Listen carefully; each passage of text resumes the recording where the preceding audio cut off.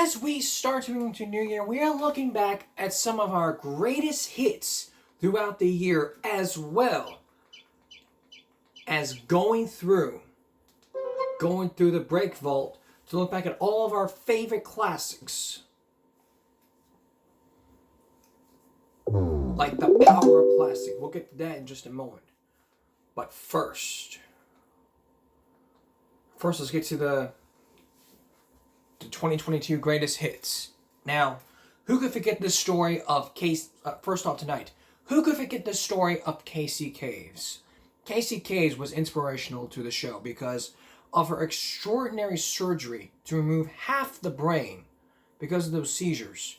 If you don't know what it is, we were talking about the hemispherectomy. It's an operation that removes half the person's brain to stop these uncontrollable seizures. Casey Caves was one of them. And at that time during those months, she had to struggle and stimulate and challenge and go through the whole process. She remembers everything.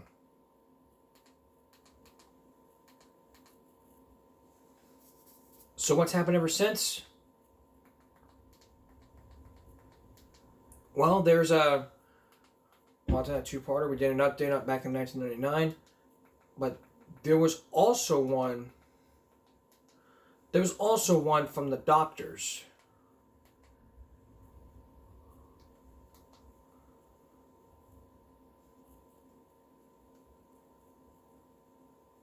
Which, I don't know if you watched it. I only watched part of it. I didn't watch the whole thing. But it really talked about the hemispherectomy and what it goes through. John Hopkins was the one that suggested it. And it's also and one more thing, is also a disorder called Rasmussen syndrome. A lot of people are like saying, well, all we want to do is we should remove half the brain.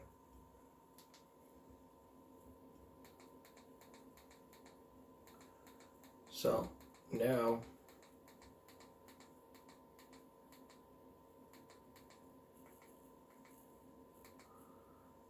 let's get to Casey Caves' story. And Mom and Dad, since the surgery... Let's get to the part where they talk about Casey Caves. In order to get rid of the disease, you have to have the hemispherectomy done, but you know that the result of that is going to be crippling her. How do you make that decision? That was Chris and Christy who faced the unthinkable when surgeons removed half of their daughter's brain to stop her from uncontrollable seizures. It does sound unreal, but you know what? They're not alone. Regina had to make this impossible decision 12 years ago when her daughter, Casey, was having hundreds of seizures a day. Thank you so much for being here, Regina and Casey.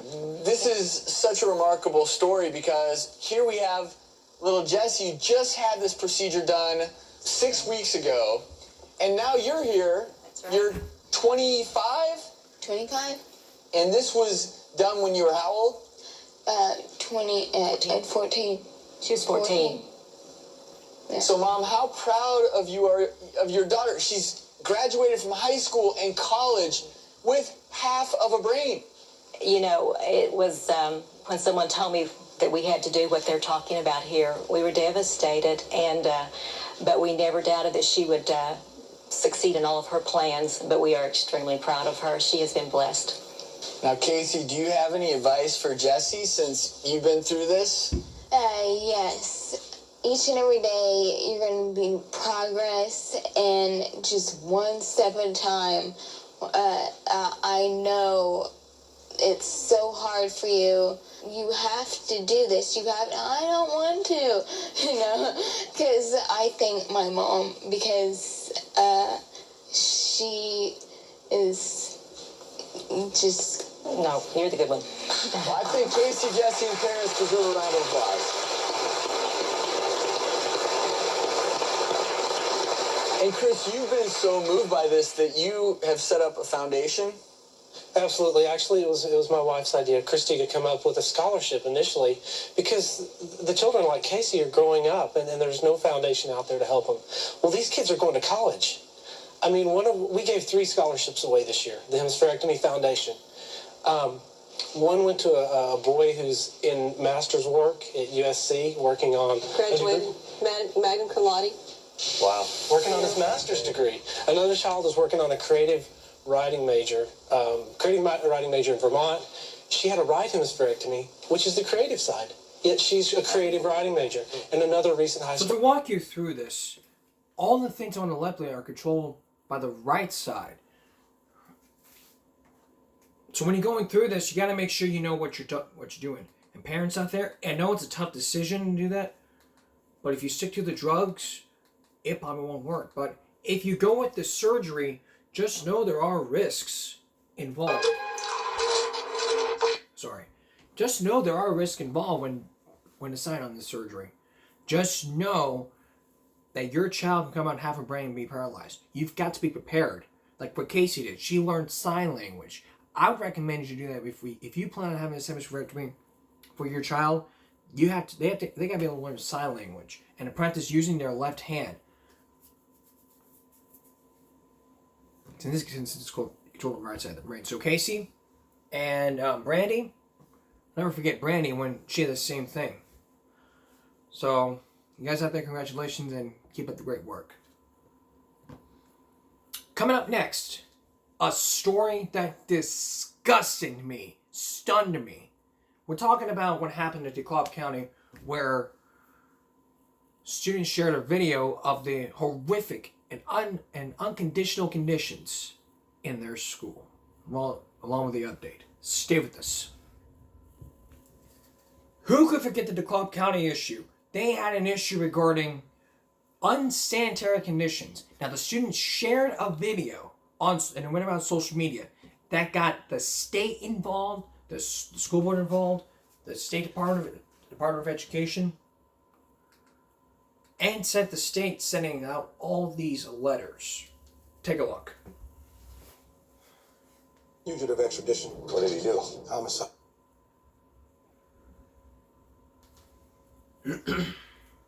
Educator is ordering the DeKalb County School Board to fix problems at Druid Hills High School immediately. Today, the state sent a scathing letter criticizing district leadership. This comes after the county school board voted against major renovations to this high school right here. CBS 46's Patrick Quinn has been tracking this ongoing issue. And Patrick, this letter was more than just words. What the superintendent wrote could prove costly to a lot of schools in the district looking for a facelift. Sean, that's exactly right. Tonight we are tracking your tax dollars and how they're being spent to improve schools here in DeKalb County. And today, the state, they sent this letter, very critical to the District of DeKalb County leadership there. And they're very critical over how they're handling renovations. And it was all started by the conditions here at Druid Hills High School.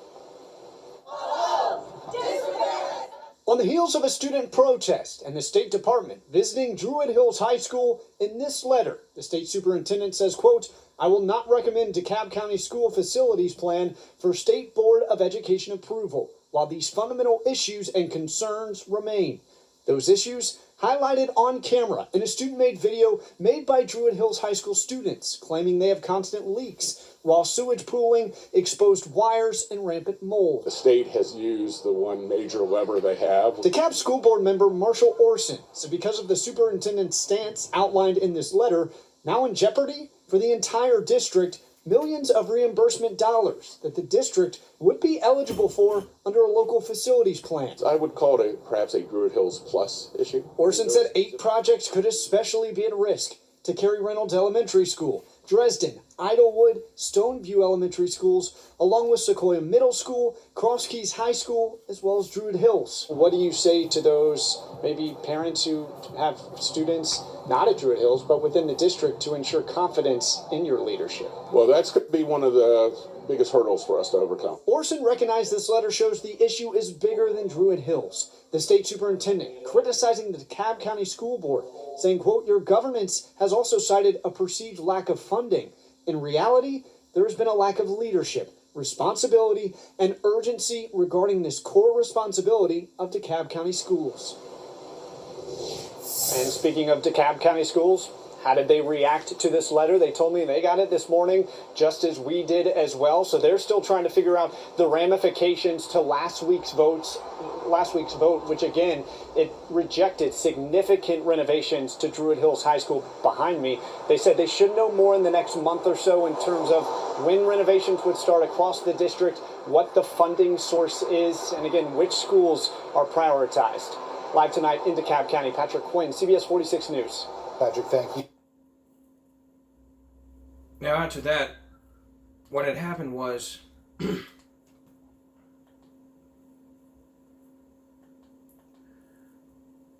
governor, they responded to the shakeup at that school. So let's take a look at this.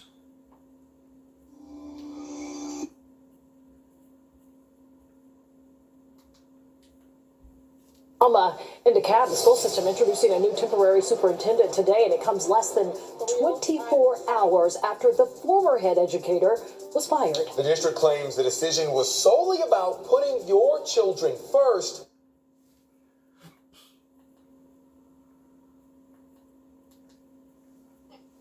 This morning, the search begins for a new school superintendent in DeKalb County. It is the third largest district in the state.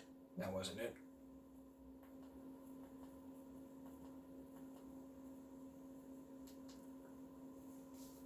Breaking at 11 o'clock, the former superintendent for DeKalb County Schools speaking out tonight.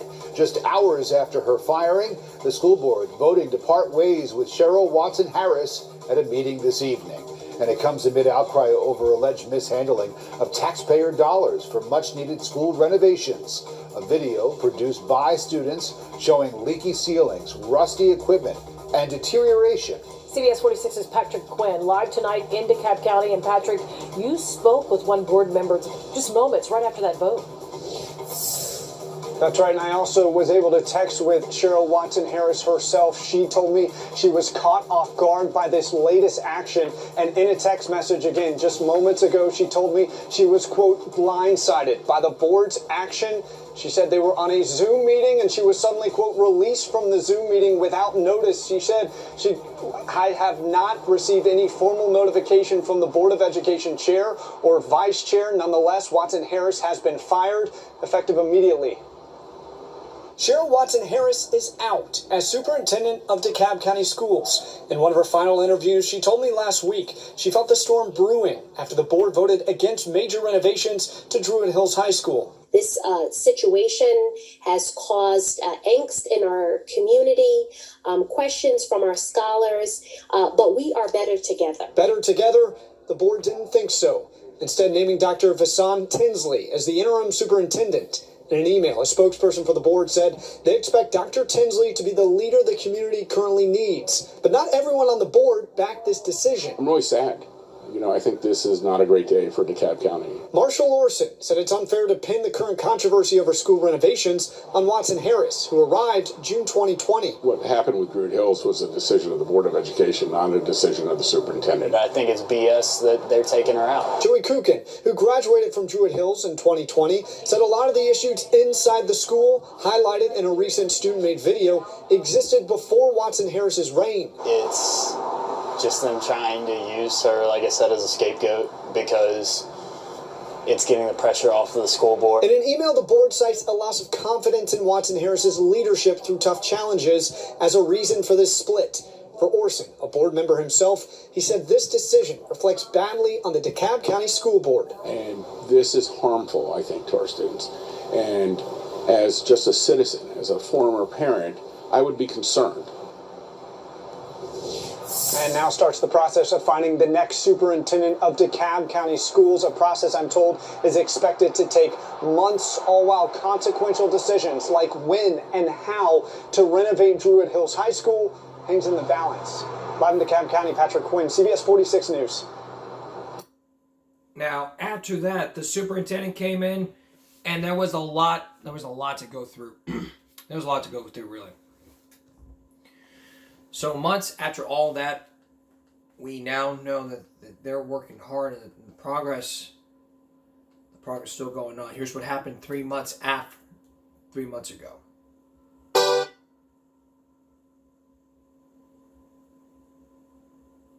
This is the assistant. In the spotlight over the conditions of their buildings, we are finally getting a look inside two DeKalb County schools. Christy Diaz got a tour and she sat down with the new superintendent to talk about what still needs to be done. It's a story you'll only see on 11 Alive.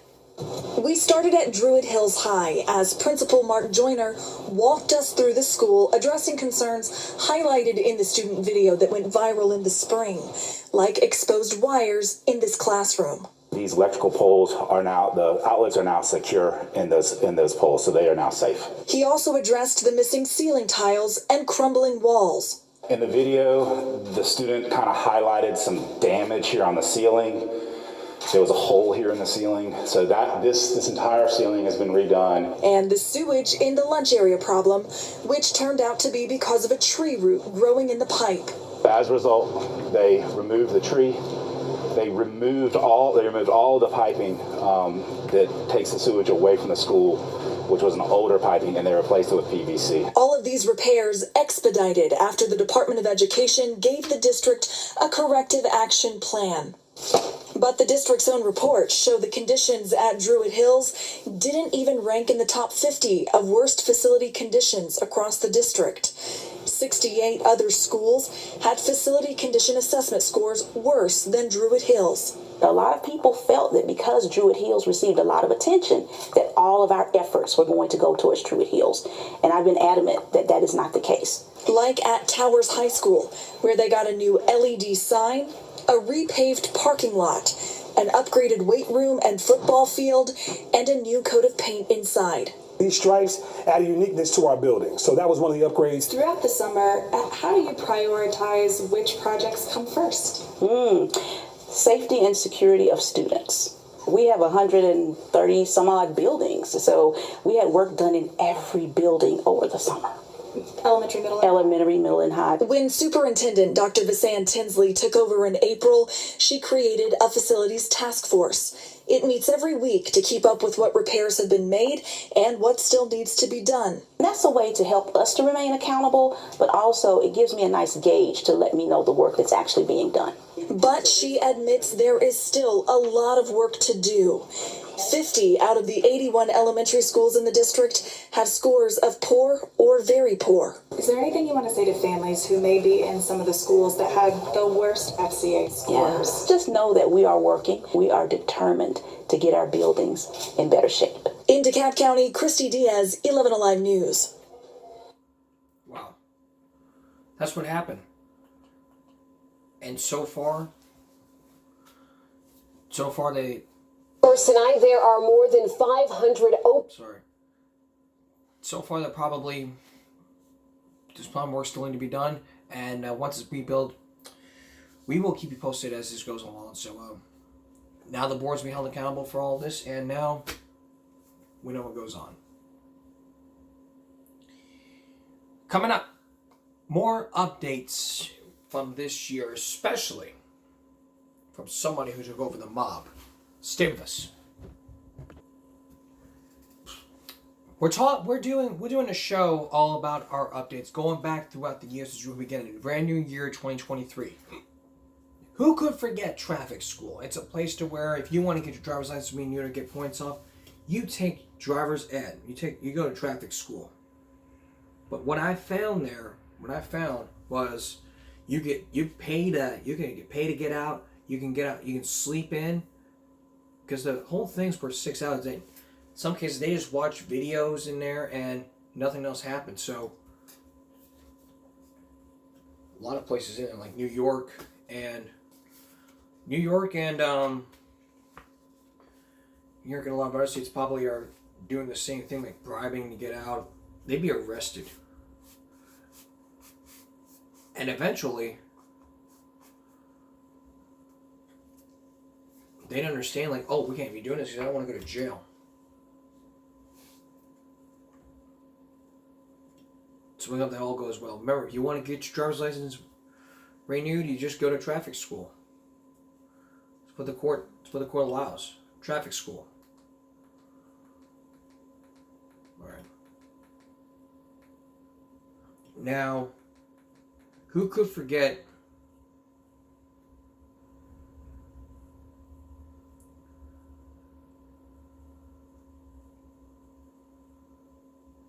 who could forget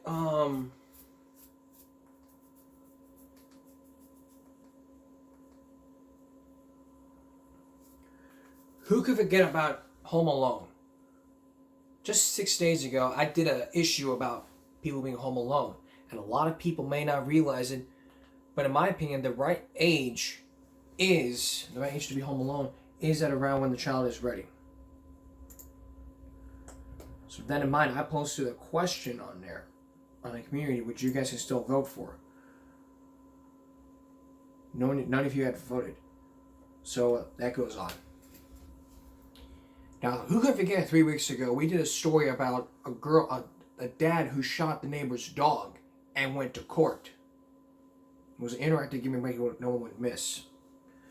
Also, the question from 3 weeks ago, what would you do if your neighbor came home with dog bite marks and you had an argument with your neighbor about the dog, which in this case would be the neighbor's dog? 50% of you said you would shoot the dog, and 50% of you said, I would talk to my neighbor about this issue. Only 50% of you said that. As well as for 8 months ago, should schools have the right to search a student's backpack for pockets for things that you should not bring to school? 67% said yes, and 33% said no. As well as 9 months ago.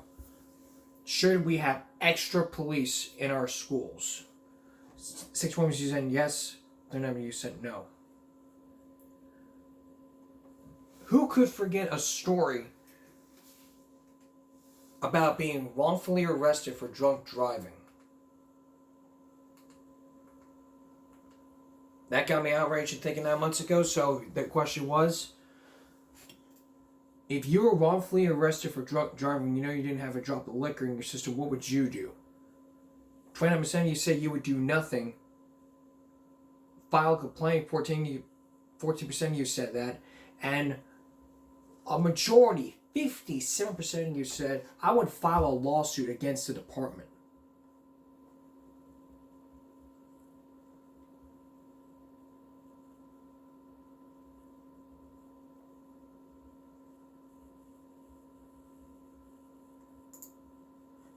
I mean, look back at all of our polls.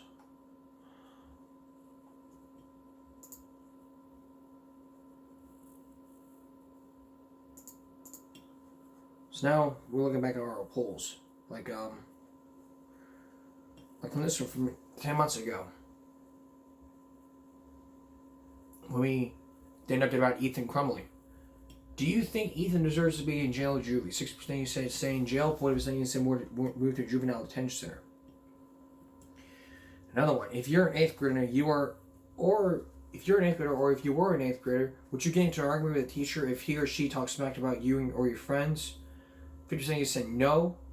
21% said yes. But a majority, 29% said, I would talk to my parents and the principal about this. As was done with 10 months ago. If another student impersonated you and you were falsely accused of making a threat on Instagram, what would you do? 40% of you said all of the above. 60% of you said I would find out who did it. Accept my punishment to school and Instagram.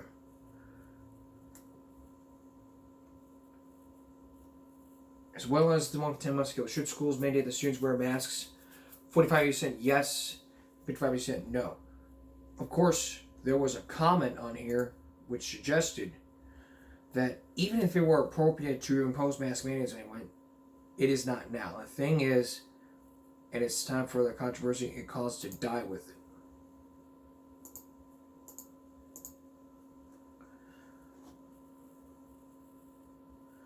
As well as our investigation into hotels.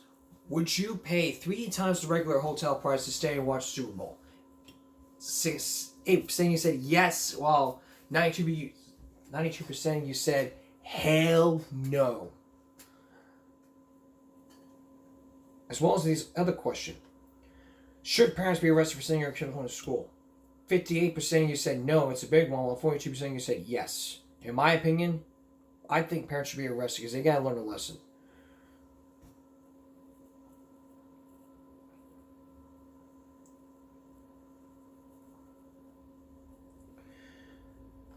when you in your high school, did you skip or / cut class because you wanted to get food play games being bullied? No. 45% you said no. 18% you said I only skipped because I was bullied, and 36% you said I left because I didn't want to go to class.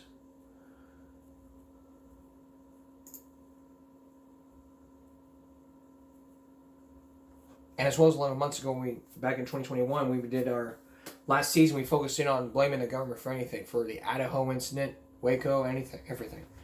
Do you think the government was blamed for these attacks? And do you also think the superintendent was to blame for your Oxford shooting? Yes, 67% you, and no for 33%. And I still believe we blame the FBI for this. I mean, would the government shoot innocent, unarmed woman? Would they burn innocent people in Waco? Would they have Janet Reno blow up a school building? Who knows, who knows, who knows? Wow. Coming up, a video that I had to repeat again because none of you guys understood the meaning of how serious police and schools take these threats. Stay tuned. Who could forget the video from 3 years ago, right after the Parkland school shooting where Dalton Barnhart was arrested for making a terroristic threat? August 16th, 2019. Dalton Barnhart was arrested for third-degree felony for the state statute. And I showed you this a couple of times. I'm going to show it to you again the third time because you guys don't understand how serious the police department and the school take these threats. I, Dalton Barnhart, vow to bring my father's M15 to school and kill 7 people. And Falcon Warrior 920? Who's that? Yeah. Go ahead and turn around. Put your hands on your back. He's under arrest currently for making a threat to cause a mass shooting / act of terror. Cause a mass shooting? Yes. He made a statement, a written threat to plan or to carry out a mass shooting. But he's just a little kid playing a video game. And all these kids keep getting arrested. And that's why the FBI and the local law enforcement is spending so much time. Because how do we know he's not going to be the kid from Parkland? He's not going to be the next kid, the kid that shot up Sandy Hook. We don't know that. So when you draw the attention to you by making these statements as they may be jokes, I mean, I wouldn't expect the kid to go, yeah, I'm dead serious. I'm going to go shoot everybody up. No, when they're caught, it's a joke. I didn't mean it. It was a joke. So that's when you're caught. But these games, these kids say stuff like that all the time. It is a joke to them. It's a game. Guess what wrong. my time law enforcement is spent doing? Is arresting these kids for making these statements all the time and for stopping acts too as well. Okay. So that's what our job is to make contact because these kids think it is a game or a joke, so they go ahead and make these comments. But it's just a comment, so how is there an arrest? There's a Florida state statute that says you cannot make a written threat to cause a mass shooting, act, or kill or harm anybody else. Legislature has chosen to do that. Well, he didn't cause or act or do anything, though. He made the statement, too. It's a written statement. It's a written statement. It's a written threat to kill or to make a mass shooting or act of terror. So if I get on there and say, I pledge ISIS and I'm going to blow everybody up, that's the same charge as, you know what, man, I'm fed up. I'm going to go to school tomorrow and shoot up my school. So he'll be going to DJJ. What's that? The juvenile jail. He'll be placed in there for several days. And we're going to go from there. The charge is a felony. It might be a second or third degree. I have to double check because a written threat to harm somebody is a third degree felony. Second degree is when you're involved with a mass shooting in a school or an act of terror. He's a little boy. He didn't do anything wrong. Yes, he's 15, but he's still a little boy, and he's not one of the crazy people out there doing stuff. Okay, well, he did what he did. Yeah, but he shouldn't be treated as though he is a terrorist or something because he made a silly statement on a stupid video game. Well, in a world where schools and kids are going to school learning, they're getting shot and killed because people... I understand that, but at the same token, I mean, you have to look at things case by case, too. I mean, he's not that person. Do you own a gun?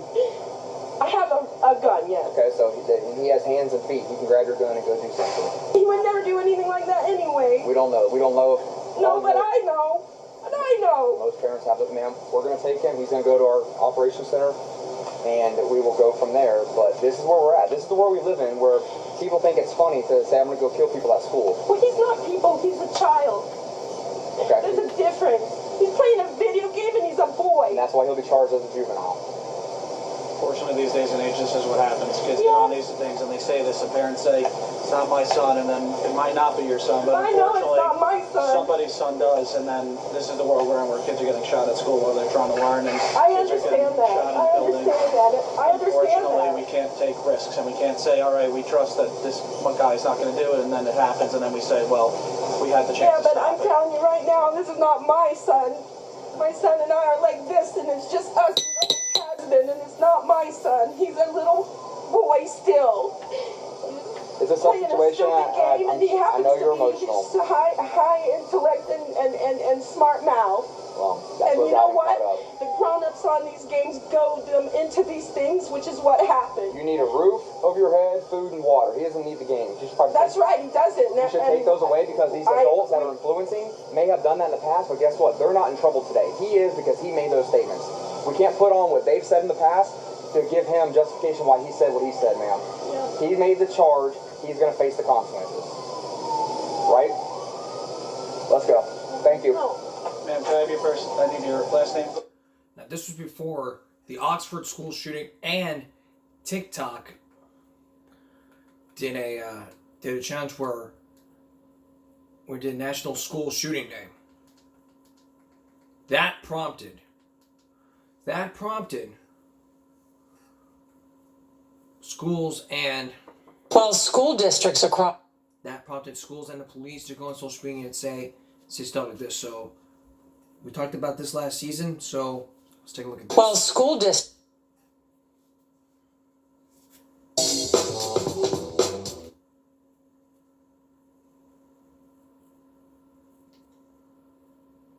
School districts across the country were on alert today, some even canceling classes in response to vague threats of violence posted on social media.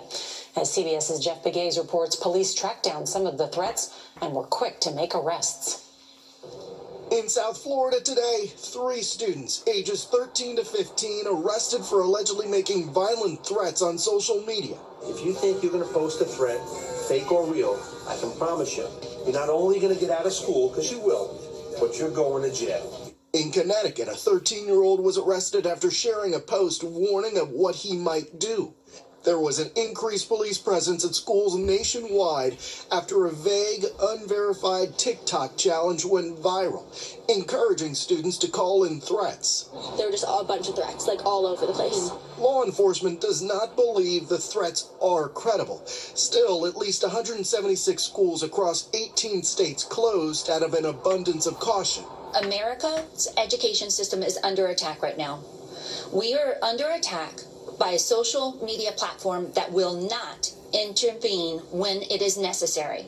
TikTok said it searched the platform but didn't find any threats, just this rumor of violence and warnings to be careful. There is a threat. Stay safe, everyone. The school closures and arrests come almost 3 weeks after 4 students were killed at a Michigan high school where warning signs from the shooter were overlooked. Experts say any social media threat should be taken seriously. You have to act like it's credible. Every threat is real until we disprove it.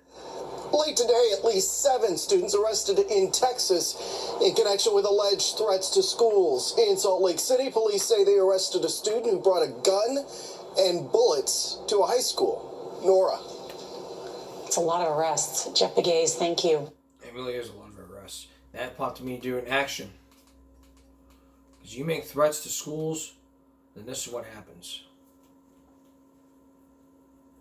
Well, in Florida, prosecutors are calling for an investigation after a juror claimed that she felt threatened. So, yeah. Coming up next, an issue that throughout last season we focused in on the devious licks. The TikTok challenge was all about stealing stuff from the school and then posting on TikTok. Stay with us. We'll be right back. Who could forget the devious lick challenge by TikTok? It's where you steal stuff from the school and then post it on TikTok. Now, after all that, the school responded to all these, so let's take a look. Another viral TikTok trend going in the wrong direction. It's happening in our local schools. So this trend, you might have heard of it, it's called Devious Licks, and students have been recording themselves vandalizing and stealing school property. Fox 5's Paris Jones is looking into how it's affecting our area and has reaction. Well, if you try to search Devious Licks on TikTok, this is the screen you'll get that says no results found. That's because TikTok has removed any content or hashtags related to the challenge. Either way, this has both parents and school officials concerned. It didn't take long for the latest TikTok trend to reach schools in the DMV. The result of the Devious Licks challenge, similar to what you'll see in schools across the U.S. Soap and paper towel dispensers ripped off of walls in the bathroom, damage to other school property, all for likes on social media.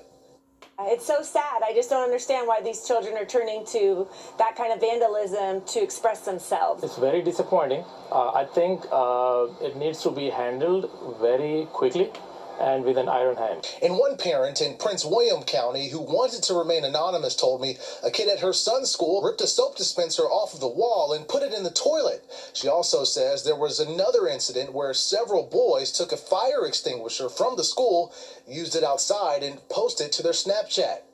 She says, I wish they could take a moment to think about how certain actions may affect their future and others around them.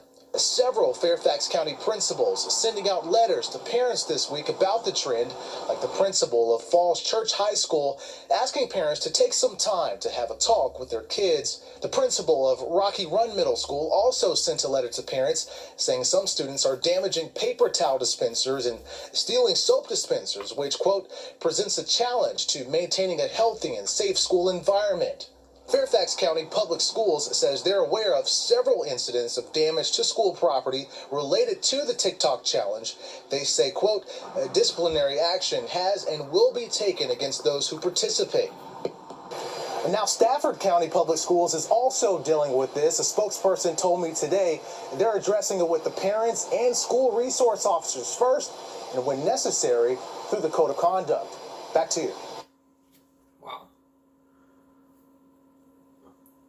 We also showed you some, after all that, we showed you some of the things that they stole. So in case you don't know, let me explain this to you. They take all the stuff and then they post it on social media. So let's take a look at the top 10 most devious licks. This kid is absolutely duplicitous licks. Principal ain't going home today. This that pretty boy music. If you're on the streets, man, you in the gutter, man, you got bitches like this. Because of a copyright claim. So this guy takes the tire off. It's number 10. Another one of this is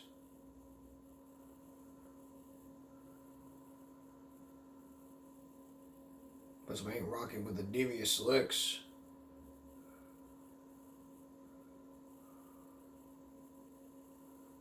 So I think what he did was just probably damage the bathroom door. It was number 2. Third one, all y'all getting soap dispensers. That's cute.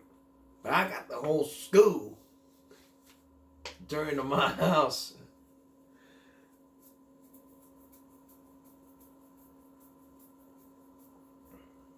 That's amazing. Just hit the most devilish lick of all time.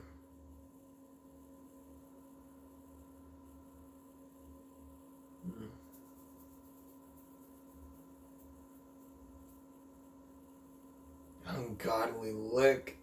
Get rid of those beds. Okay. Yikes.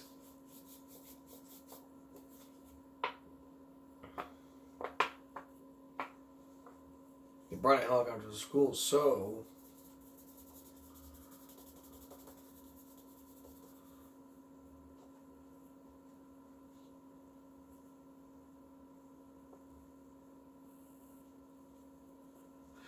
dude's really hit a devious lick on me.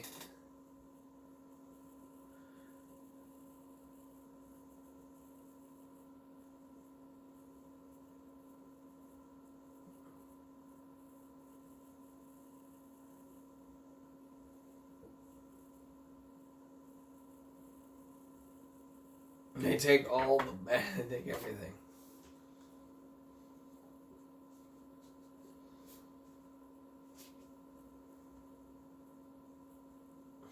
I'm glad TikTok's taking action on this. It's a form of vandalism, and if you're doing this at school, you could be in serious trouble. It's in your code of student code of conduct.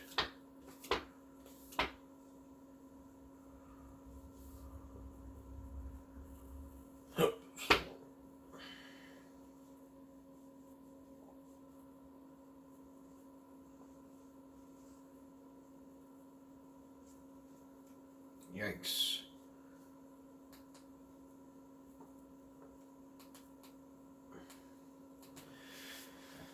Coming up, our final report about all this. So, come up our final update. Our next update. Stay with us. You guys remember we focused on a lot of dress codes for the 6 years. I want to take you down on what happened months ago to where an 8th grader was written up for a dress code violation. Take a look at this. It was a significant decision for an 8th grader in Massachusetts wearing her hijab, that's the headscarf worn by Muslim women, on the first day of school. Well, when she showed up at Mystic Valley Regional Charter School, she was written up for violating the dress code. Well, later that school admitted that the, quote, handling of the situation came across as insensitive. They explained that students are allowed to wear religious attire as long as they have a letter from a member of their clergy about it.